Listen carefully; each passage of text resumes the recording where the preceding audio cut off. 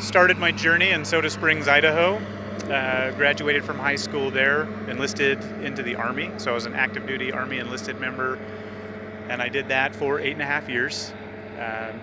Left Special Forces, wound up in Special Forces there at 1st Special Forces Group in Fort Lewis. Saw an opportunity to further serve my country in a capacity that was very interesting, which was flying this airplane. Put in an application here and got hired, and the rest is history because now I fly an A10, and I've been doing that for about 10 years. I was probably like a lot of, young males. I had this desire to serve my country, to be part of a team, to get to explore the world, and just to do cool things, and I have not been disappointed. This is my 20th year of service, and every year continues to surprise me with how much is actually going on and how much I can support and help, hopefully. It's interesting, takes my breath away. It's probably flying this airplane.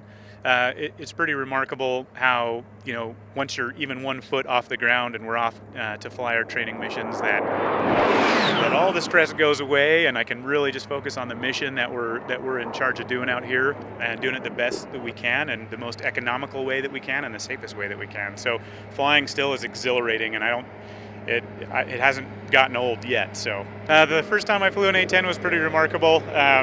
Walking around this airplane, is obviously a pretty big airplane. Looks like it was built for one purpose only, and it is to carry bombs, shoot bullets, and to fly it the first time was daunting until I actually got off the ground, and then my training kicked in, and it was essentially like flying any other aircraft. The trainer aircraft that you fly before you fly an A10 are 2-seat aircraft. You always have the benefit of an instructor in there with you. This airplane is not like that. There's no 2-seat variants flying around, so your very first ride is your solo. So that's daunting itself. Plus the walk up the 10-foot ladder to get into an ejection seat and to strap in and to look at all those electronics is pretty awe-inspiring, but completely manageable. We have excellent training, so that just takes over, and we get to focus on flying and actually executing our mission. I've been overseas in the A10 on several occasions.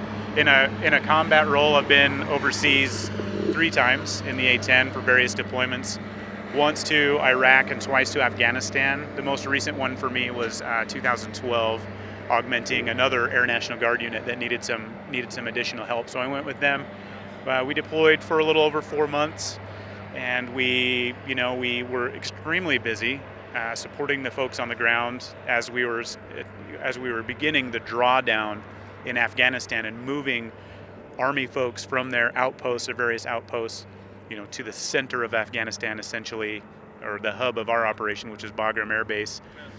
Lots of troops in contact type situations that we were there to help with, and I'm really thankful that I got to be a part of that and help those folks out and make sure they got home safe. And that's probably the greatest feeling anybody can ever have, is knowing that you had something to do with saving an American serviceman's life just by doing your job and remaining focused and really listening to their needs and getting them out of a tough situation. It's a remarkable feeling, and nothing could ever replace it.